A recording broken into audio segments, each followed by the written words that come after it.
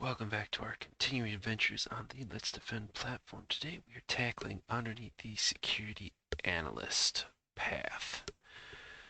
That being SOC227, Microsoft SharePoint Server Elevation of Privilege, possible CVE-2023-29357 Exploitation. Event ID is 189.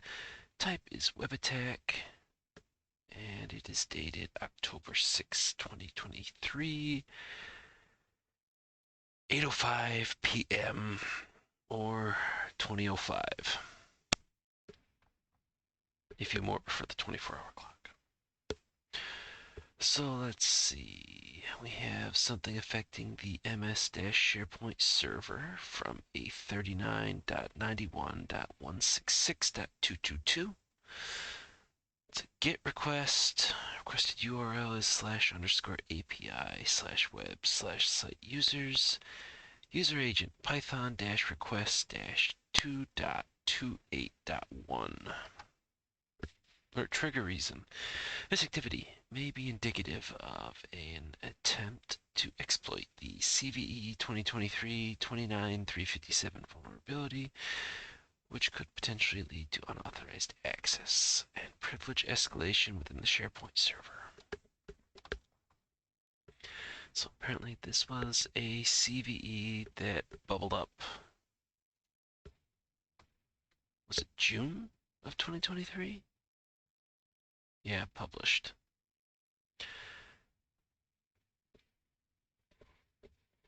Oh, excuse me. Had a underneath the version 3 of the CVSS score, had a 9.8, making it a critical.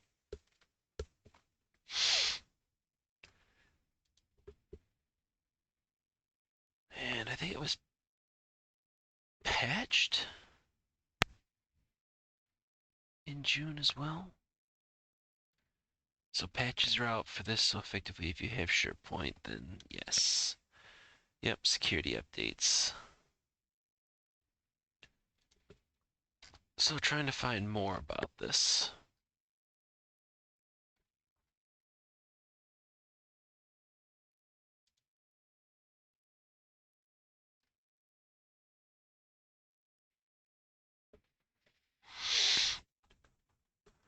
Actually, first off, is it? Yes, okay, that's the right one. So let's see, this vulnerability is an authentication bypass vuln that allows adversaries to impersonate any valid SharePoint user.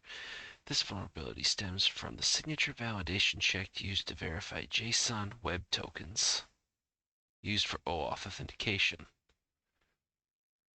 If the signing algorithm of the user provided JSON web token is set to none, SharePoint skips the signature validation step due to a logic flaw in the read token core method.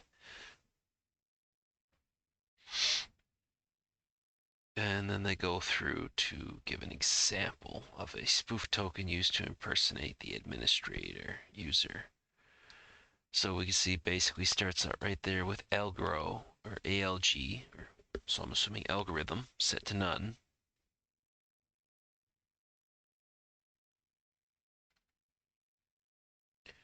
And so that would give you effectively like you logged in as admin. Okay, hooray.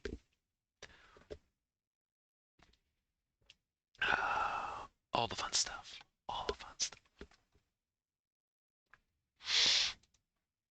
And so we have an IP address, and if we dump that into the various aspects, to no one's surprise, I give you China.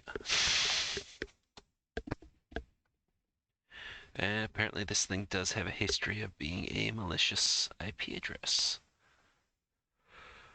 Oh, let's see, 15 days ago, so it would have been the end of October 2023. So it was still on a good deal of lists.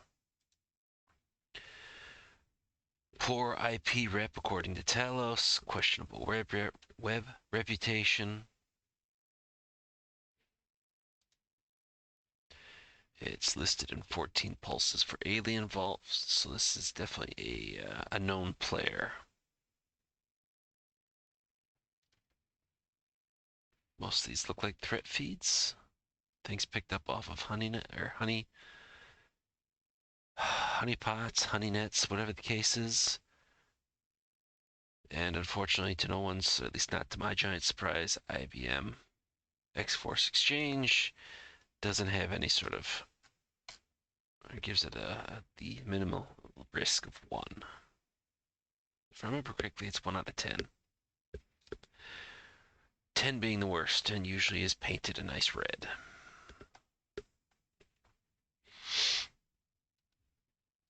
Although I suppose, let's take a look. Let's go.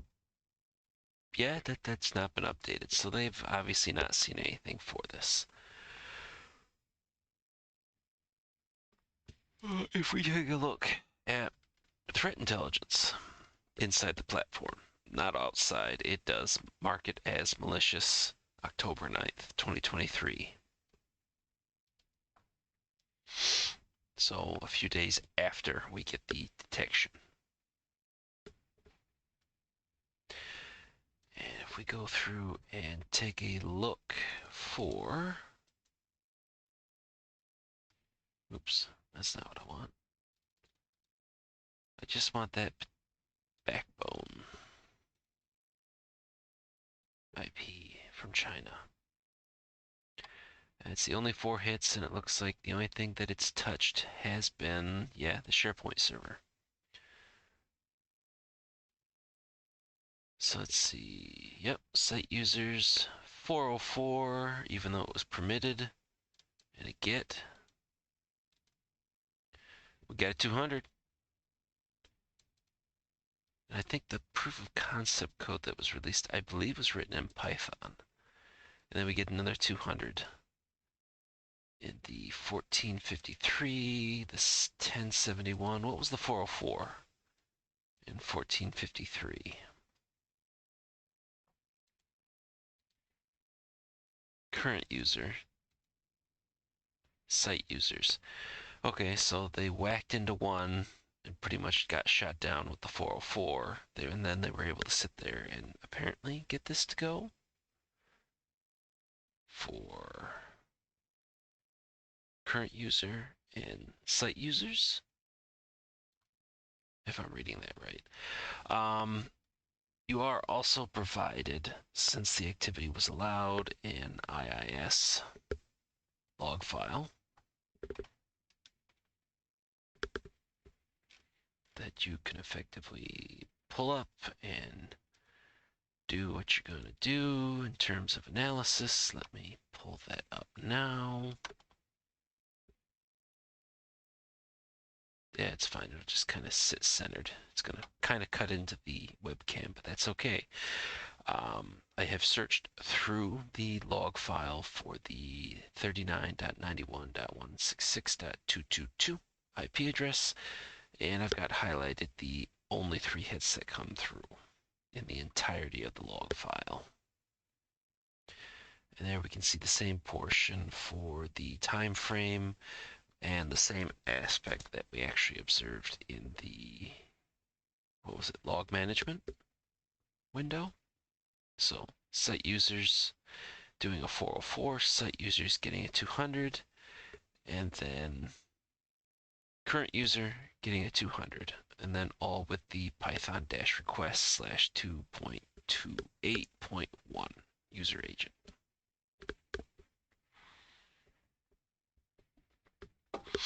I like the fact that in this particular exercise, we actually do have a actual copy of the log file that we can sit there and try playing with, as opposed to just having to rely on the log management window.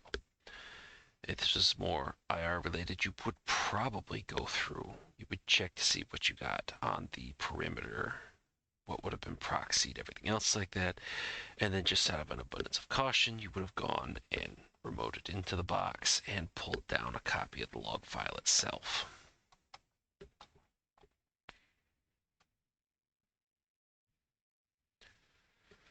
All gets.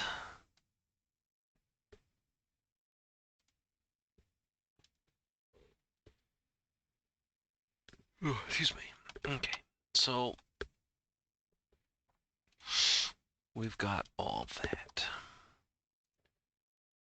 And this confirms that, okay, this wasn't, there was no other traffic during the entirety of everything that's come from that Chinese backbone IP. If we take a look at email security, yes, I know, but just out of an abundance of caution, we don't have anything that really seems like it would apply. Although I have to say that, you know, the support at MS Update is kind of precedent, even though it wouldn't actually be what we were looking for.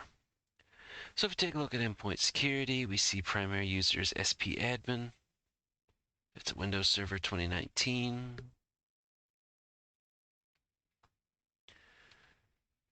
And we get the process. The question is, what would this actually look like on the system with this stuff to go through?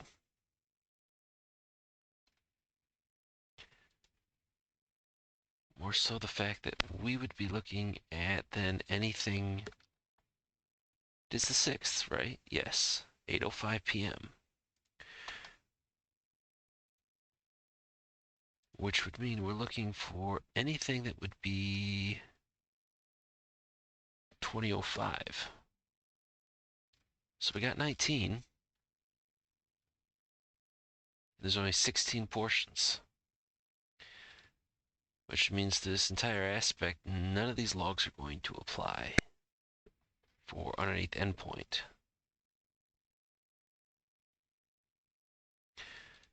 Terminal history, no. Command logs. Browser history, no. Browser log. Which, okay, it's a server. That's what we hope to see in a perfect world.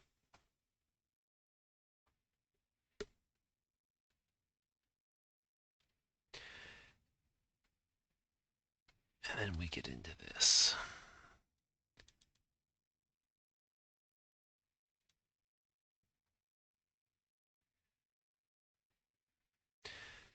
So the question is, through the network logs on the actual box, do we actually get to see the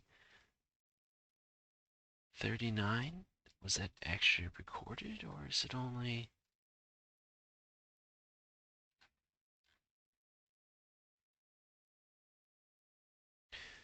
window within window within window?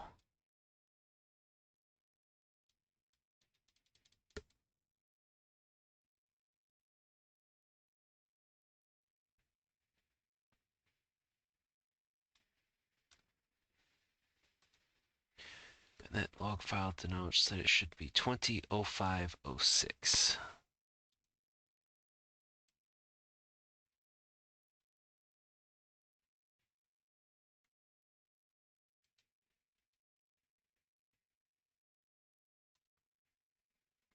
It's 19. Okay, let's go to the next one.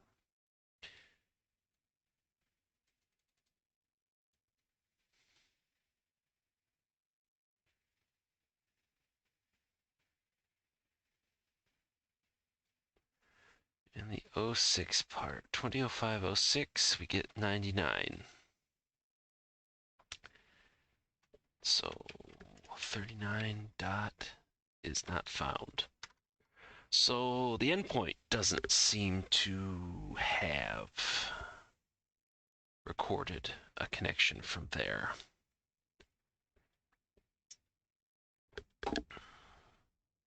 Interesting. You would expect that you would have found a 3 entries in there all at roughly the same time, but yet,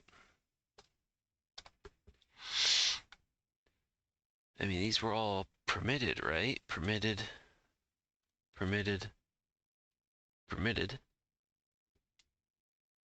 I mean, unless you had like a load balancer or something in front.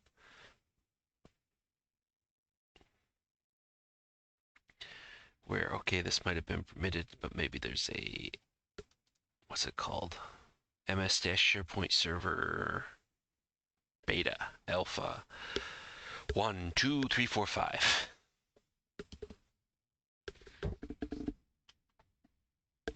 Okay. So it looks like somebody tried the point or proof of concept via Python. we've got a evidence that it worked. That would be the 200 responses in both the log file and log management, because we see all of them were permitted. It's just basically what they came back with the status code.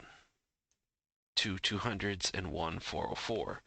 But yet we look at the actual endpoint logs on the endpoint itself, we don't see a connection from 39.91.166.222.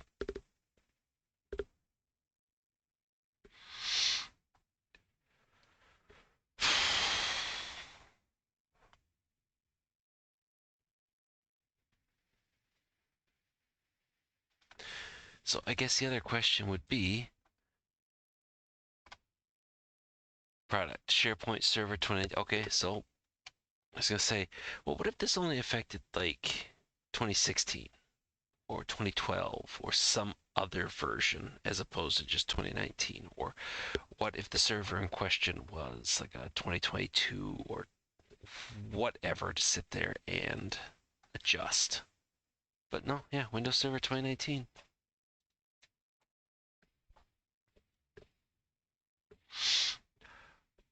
Well, crap.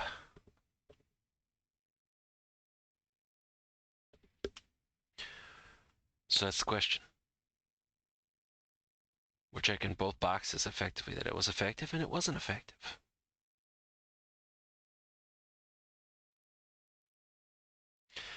Because we've got evidence that says both.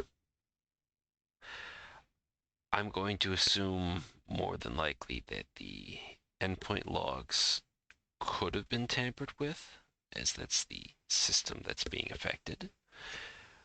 Whereas the vulnerability that would have been attempted to would not have, affected a perimeter device that would show underneath log management. So perimeter firewall.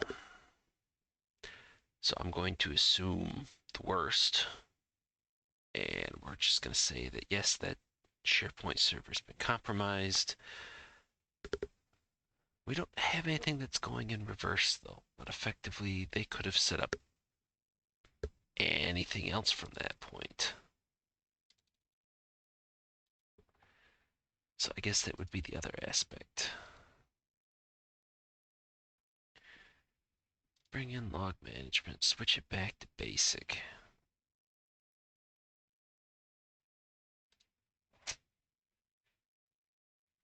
Just for ease of view.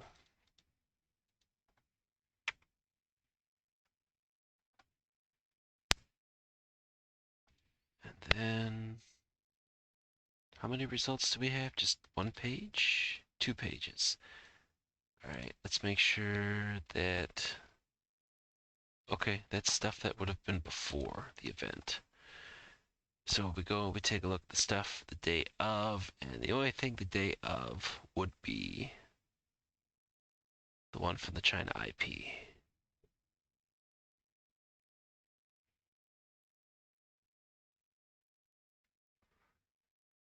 So there's not a case of perimeter firewall picking up that there's a connection to another Chinese IP address or something else like that, and a large record of data just kind of going out.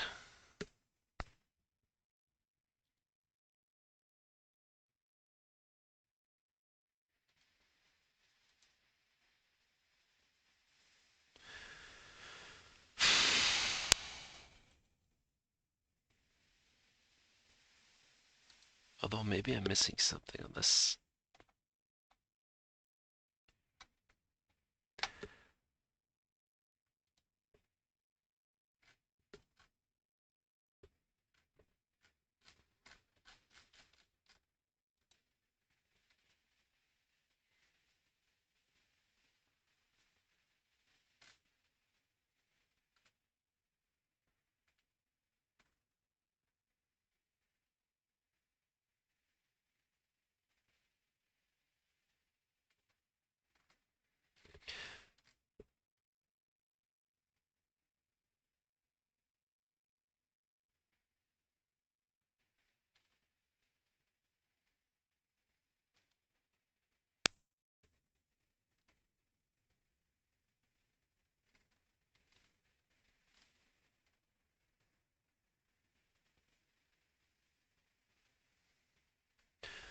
Oh, looks like there's available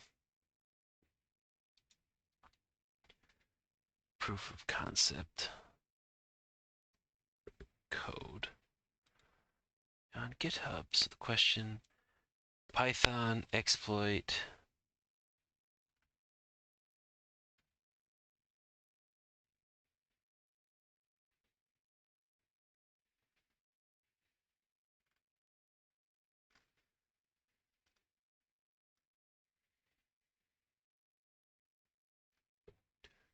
when was this pumped out? September 26th. So this likely wasn't used, considering the fact, well, wait, no. Because what we're looking at is October, yes? Yeah, so this actually could have been used then. And that user agent might be what we would kind of expect to see. I can't say that I've ever sat there and recorded the, was it Python user agent?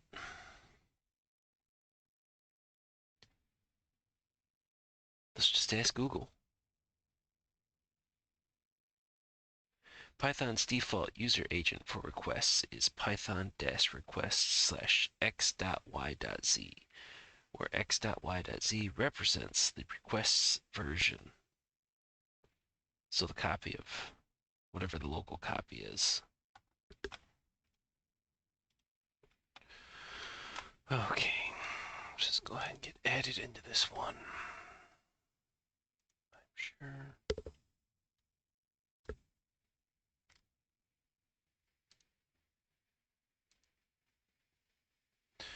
Let's get everything together.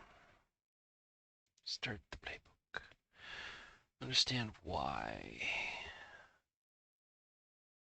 It looks like attempts to exploit a CVE from June 2023. That 2023 dash what? 29357 from outside in.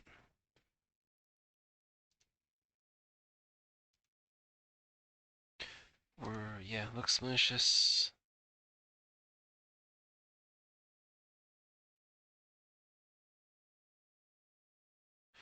It's privilege escalation, so I'm gonna say other. There wasn't anything email related that looked like the red team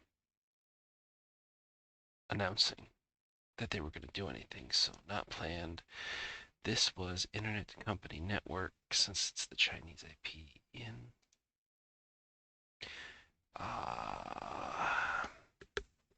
We're going to go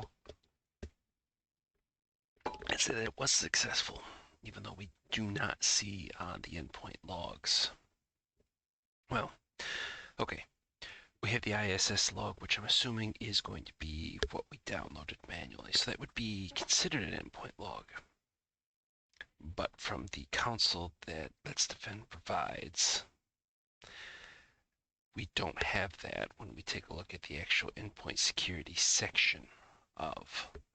But from log management, we can see from the perimeter firewall that yes, we can see this stuff coming in, that it was permitted. We also get the fact that there was only one 404 and two 200s. So we're going to say that the attack was successful. Yes, and then of course we had to isolate the workstation.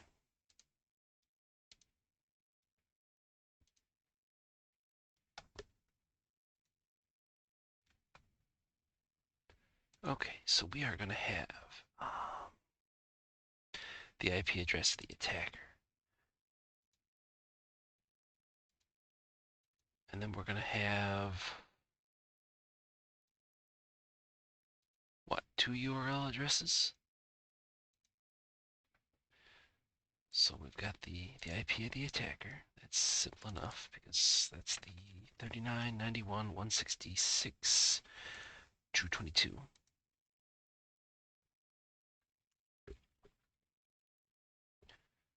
Just put the space in front. Yeah, it did. Then we have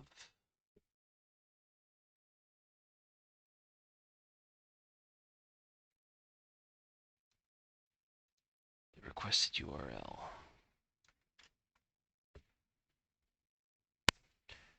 Current user and then site users. Right. Right.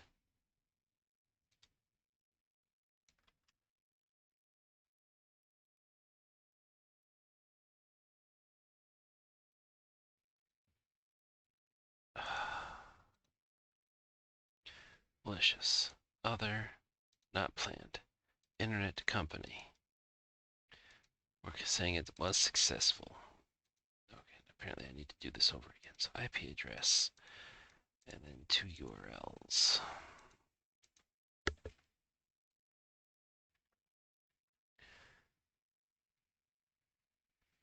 I just have to not click in the wrong spot.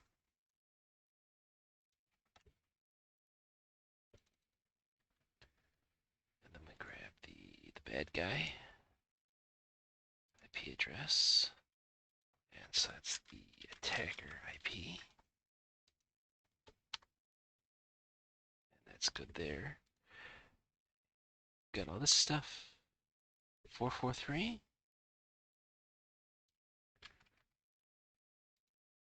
So then I'm just going to assume we're just going to do https:// since it's 443. And then we've got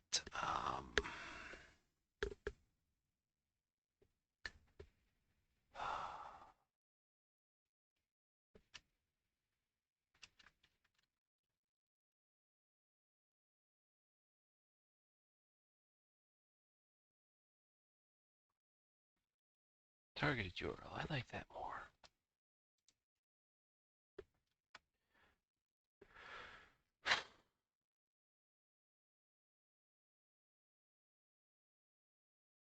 So current user, site users that we're doing the gets. I mean, I guess the other aspect is, I mean, it would be kind of implied.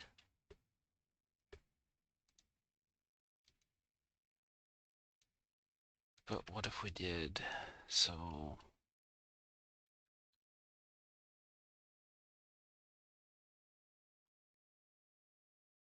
targeted IP. Then we get the 2 targeted URLs and we get the attacker IP.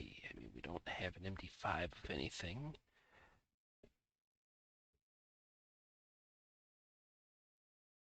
We don't have an email address.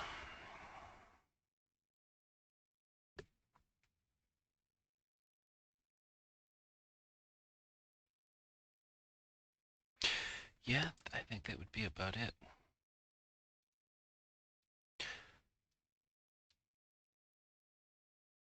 Oh, I like that. Institutions may have their own escalation procedure. Don't forget to learn about the escalation procedure in your institution.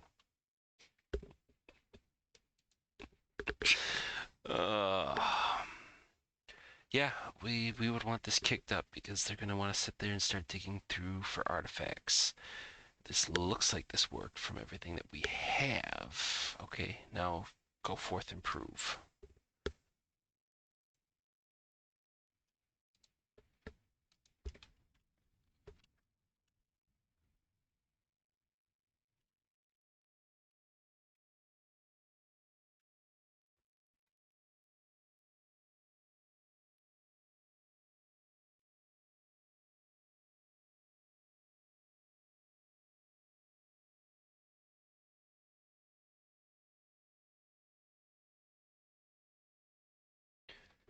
Oh, why do I just 29357.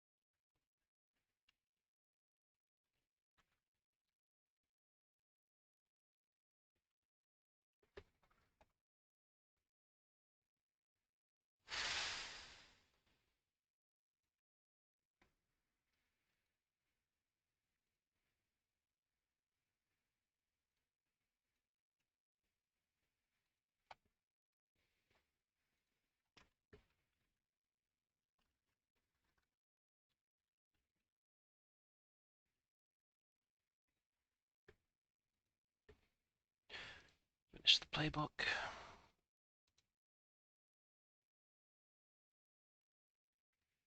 Close the alert. True positive. Dump the same thing that we had in there.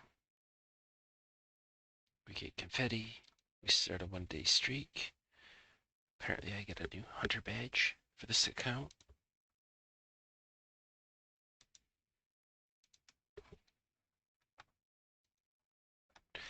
And we can take a look and see.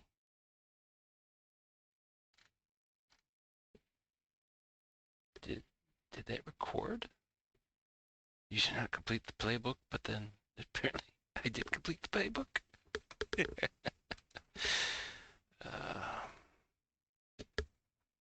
Oh, okay. Has completed 30 different incidents. Or investigated 30 different incidents. I'm fairly certain I've done more than just 30, but okay, so we got that, yes, true positive. Did we need tier 2 escalation? Yes, because it was successful. Yeah, that's the next point. What was the direction of the attack? Internet internal. It was not planned. It's an other because it's a privilege escalation, not an IDOR, not a local file inclusion. And that it was malicious. Did they do an official write-up for that one? Apparently not. But that's fine.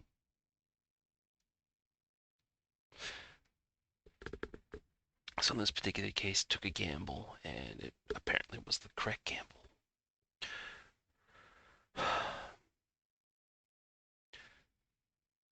And what you will find as you gain experience with everything, that you're either going to take a laissez-faire approach, or you're going to take an abundance of caution approach. Most are probably going to sit there and tell you that abundance of caution is going to be the best way to go, but honestly, it's just going to come down to personality and what you end up experiencing. You may need to be the loose cannon in regards to getting stuff done, but most of everybody, abundance of caution, and that's exactly what we demonstrated here. We had perimeter logs that said one thing, and then endpoint logs, short of the actual physical, logical endpoint log that they supplied for the ISS that I pulled up and had in Notepad++, that only had the 3 entries. So we've got a physical, logical, whatever, log file from the actual box itself that denote the traffic, the ISS log, or the Windows version of web server, if you don't know what IIS is. And then, obviously, when we take a look at what's provided inside the console, the endpoint security logs, obviously, we didn't see any of that stuff inside of here. We didn't see processes that ran up to that point. Or, no, actually, we did see up to that, roughly about up to that point. But then nothing during the time frame that we were actually looking for. Like for processes, but network action, yeah, no sign of that Chinese IP address. So maybe they were able to go through and interfere with the logs that would be collected by whatever agent we've got deployed that feeds into this console.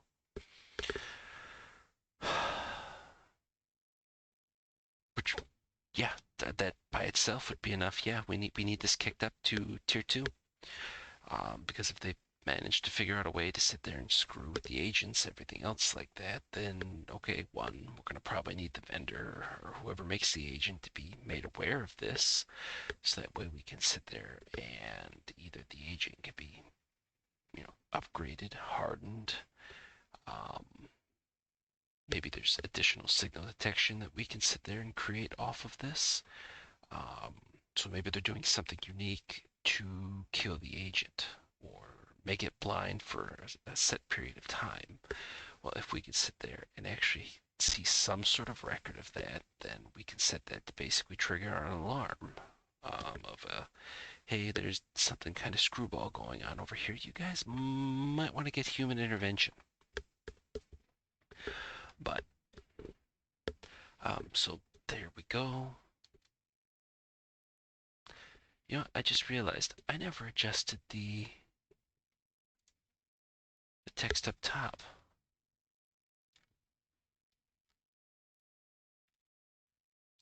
The title. Because this is not. One of these days I'll get back into the habit of doing this properly.